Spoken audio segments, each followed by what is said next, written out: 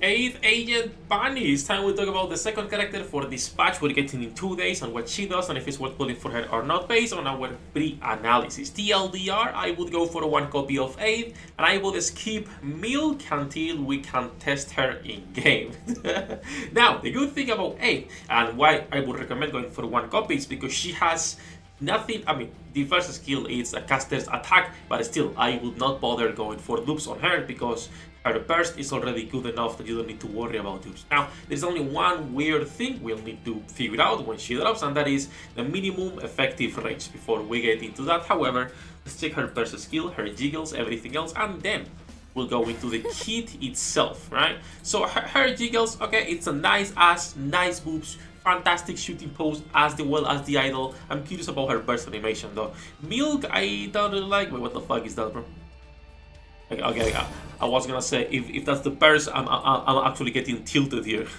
I assume this will be the lobby screen. It looks good, fantastic. Not really interested. I don't think it's enough for me to like be like, oh yeah, let's go for MLT. Will I keep pulling probably like a gambling addict that I am? Absolutely, absolutely. That said, let's see what's going on with 8. As usual, before we start, hello diners, welcome back to Waifus. I'm Sefhi, your favorite gambling addict. Today's topic, 8 Agent Bunny, and if it's worth pulling for her or not. Supporter B2 sniper rifle iron. Ammo capacity 6, just it's literally the same as Milk, like most sniper rifles. Quite a basic setup, I will say, right? 6 bullets, 2 reload time, 69.04, and then 1 second charge time with 250 on full charge and 200 on attacking core. She has 2 passive, 1 active skill. Everything looking pretty basic. My god, that's big. So, skill 1, Agent's Gaze, passive. Activates when landing full charge attacks on targets within the effective range. Affect all allies, increasing attack by 15% based on caster's attack. This means dupes are good for skill 1, but I would not go for dupes just because of the skill 1. It's not worth for a football player. Now, what is the minimum range, Sefhi? Well, if you go to campaign and you click here on effective range at the bottom, it will tell you how many enemies are on each layer of the map. So, for example, in this case, near our characters, it's going to be only a 14% of enemies, 19% of the enemies will be far away, and 67% will be just in the mid-range. This means, right, in this level, this 8 bunny would be useless, but she increases her minimum effective range, making it so she can also get this buff on mid targets and maybe near targets. And that is the problem. We don't know if it's gonna be working for every enemy in the battle or only for mid and far away enemies.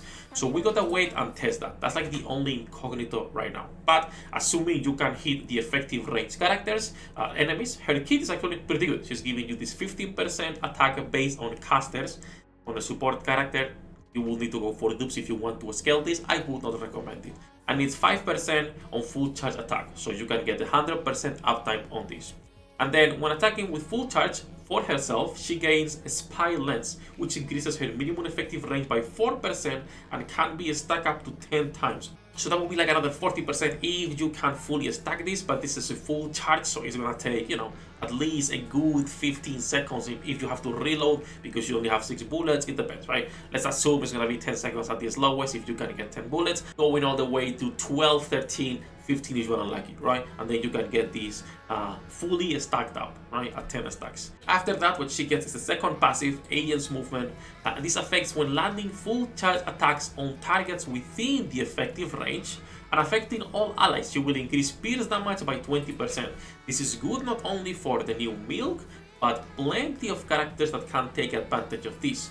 Not only characters with like normal pierce, like would be like your Red Hood, but also characters like Laplace with the treasure, characters like, for example, now as well, I forgot the name, Dorothy Serendipity.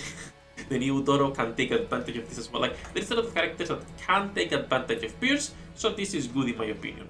And then, if fully stacked the spy lens, you are also getting pierce for 8 and 16% attack increase for 8. You don't care about this. This is only for if you're on a raid and want to min-max your damage. But she's not a DPS, so you don't really care about herself getting this pierce and its attack. So if you can fully stack, you're doing it because of the minimum effective range. You're not doing it because of the skill 2 pierce and attack. So skill 1 and skill 2, pretty simple skills. It only remains to see how good this minimum effective range is, right? Can I attack, can I apply this on any boss, any enemy, regardless where they are? If so, then it's a really good skill. And then you have cutting edge agent equipment, 20-second cooldown, thank god, because sometimes they do these 40-second B2s that are useless. It's a 20-second, and what she's gonna be doing is increasing her minimum effective range for 10 seconds by 55%. So my assumption, and this is a pure assumption, is that if you can fully stack minimum effective range, it will work only with mid enemies. So far away enemies and mid enemies. And when you burst, this extra 55% will make it so it also works on enemies that are in front of you. That's my assumption. I do not know, because this is the first character we get with something like this, right? And then to all allies, regardless of this, 55% attack damage, 10% pierce damage. This 55% attack damage plus the attack buff already make her almost a T1 contender just based on buffs.